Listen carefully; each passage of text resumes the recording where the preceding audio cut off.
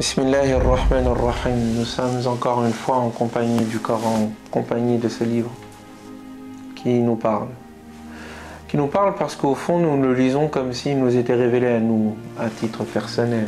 Comme si nous entendions encore Jibril la conter ou la réciter au prophète Mohammed alayhi salam, et que nous nous cachions à côté et que nous ressentions les gouttes de ciel qui perlent encore de ses propos angéliques descendus sur le prophète Mohammed. Un autre passage qui nous parle donc. Je les vois dans la rue. Qui?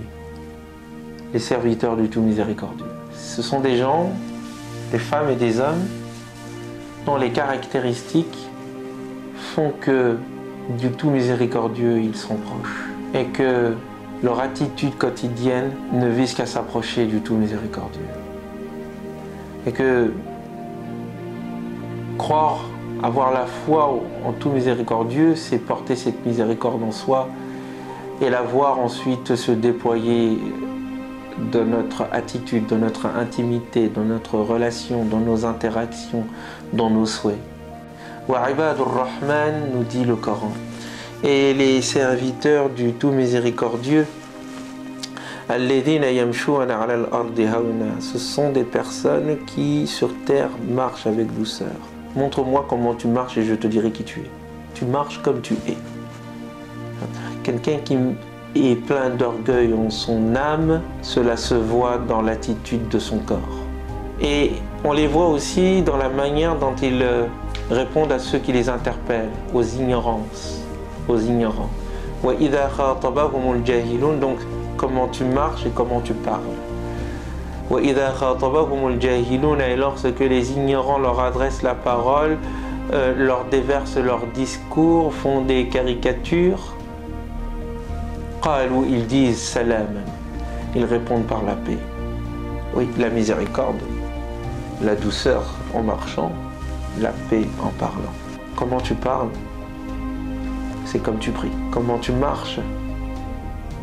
C'est comme tu penses. Pense à Dieu. Et tes pas seront souvenirs de Dieu. Crois en Dieu. Et ta parole ne croîtra qu'en bien envers l'ignorance. Le proverbe soninké dit: lorsqu'un âne te donne un coup de pied, si tu le lui rends, tu es aussi âne que lui. Lorsque l'ignorance t'adresse la violence, lui répondre par la violence te rend plus ignorant. Ils répondent par la paix. Ils répondent par la paix, pas en disant salam seulement. Non, ils répondent par la paix dans leur attitude. Ils répondent par la paix dans la qualité de leurs paroles, de leurs réponses ou de leur non-réponse.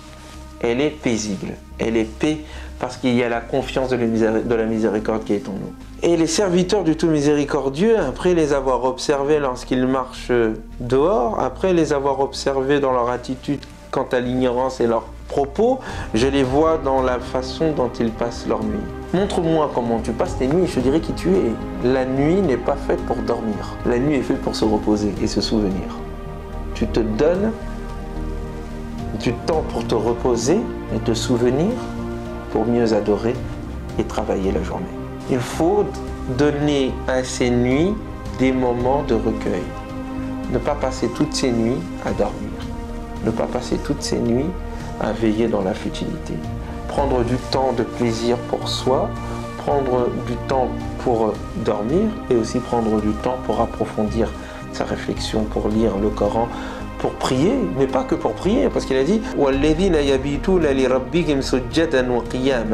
ceux qui passent leur nuit en prosternation et debout. Donc effectivement c'est la prière. Mais dans d'autres passages, il s'agit de passer la nuit debout. Ce n'est pas juste prier. On peut se prosterner sans mettre le front par terre. On peut rester debout sans rester physiquement debout. Il faut veiller la nuit, une partie de la nuit. Se prosterner plein d'humilité envers le divin, à rester debout plein d'éveil et de conscience quant à la spiritualité, à la lecture. Et on le voit aussi dans ce qu'ils souhaitent, dans ce qu'ils demandent à Dieu. Ce sont ceux qui disent Rabbana, ô notre Seigneur. Rabbana asrif anna adhaba jahannam. Détourne de nous le châtiment de l'enfer. Inna adhabaha, car son châtiment est des plus douloureux et des plus permanents. Et quel mauvais lieu de séjour. Innaha sa'at mustaqarran wa muqama. Ce sont aussi des personnes, ces personnes, c'est tout miséricordieux, ces serviteurs du tout miséricordieux, on les voit dans leurs dépenses. Walladhina idha anfaqu, lorsqu'ils dépensent, ce sont des gens qui ne sont ni prodigues ni avares. Wa kana bayna dhalika qawama, et ils se tiennent dans le juste milieu. Ils ne donnent pas tout, parce qu'il faut quand même en garder. Il ne s'agit pas de donner jusqu'à devenir pauvre. Ils sont dans le don intelligent. Ils se donnent et ils donnent aux autres, et en donnant aux autres, ils reçoivent ce qu'ils donnent ensuite. C'est toute la philosophie économique de l'islam. Donner, parce que donner, c'est recevoir.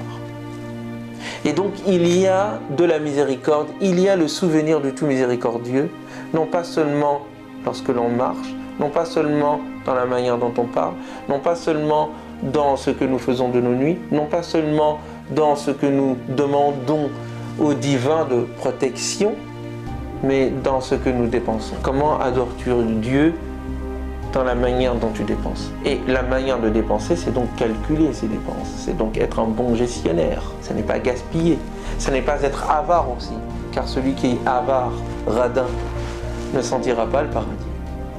Tu n'as rien donné, pourquoi veux-tu que l'on te donne? Ça demande à être approfondi, à être pensé en termes de projet, de mode de vie. La clarté du Coran permet sa méditation. Je n'ai fait que effleurer des enseignements tirés de ces passages-là, et d'autres encore sont à tirer, et cela dépend de la qualité de ton cœur, de la qualité de ton intelligence, et tu es un intelligent parce que Dieu s'adresse aux hommes et aux femmes intelligentes et intelligents, et donc il faut méditer le livre.